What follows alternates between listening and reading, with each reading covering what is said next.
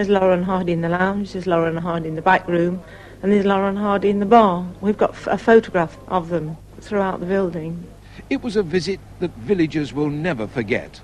It was a big thing for the village, you know, to have them come. I was on my way to catch me bus, and I joined the huge crowd that was there, because they were, you know, in those days, film stars was something that we'd never seen, sort of thing. There was all the schools, you know, because obviously news travelled like that they were due to be there. Wherever they went, there was laughter.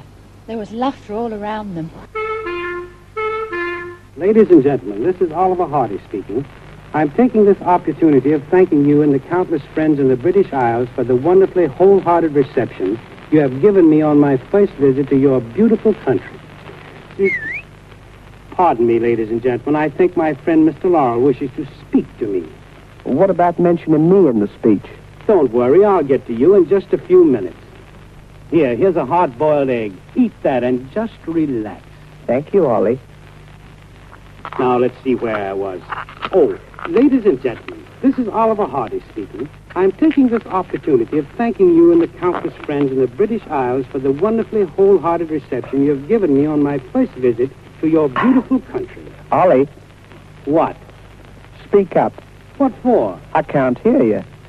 And if you'll get that egg down, you'll be able to hear me much better. I just did get the egg down. What'd you do with the eggshell? What eggshell?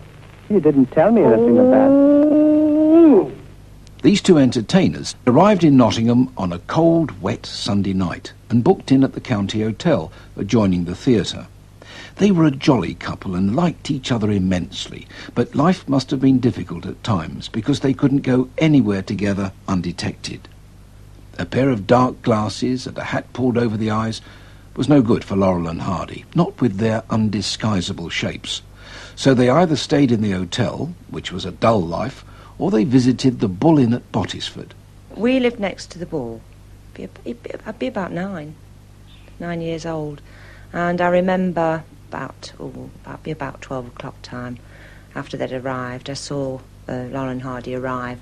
This huge, big black, like a London taxi, really, I suppose, which was unusual for the village. And the wives in the long fur coats and the blonde hair, and I remember going round, and Ollie put his arm around me, and I sat on his knee and had a drink of orange juice and stayed for probably about half an hour. I was just in awe, really. I mean, Laurel and Hardy, they were film stars to me, and Ollie was sort of very large, sort of jolly person. Stan and Ollie went to the Bull many times during the 4 weeks they were at the Nottingham Empire. Gert Jallens was the barmaid at the Bull. They made a great fuss of her and a great impression on her too. They walked round the pub, friendly with everyone, doing their little bit, and he just called me Jolly. To him, I wasn't just the working lady. I was Jolly that Mrs. Healy always called me, and they were very friendly. They did go into the big yard at the back of the Bull, where they met a lot of people. Were they celebrities here? Oh, yes, because of Mrs. Healy. And they went into the pub, pulled pints and served behind the bar. I've got a picture of them in there behind the bar.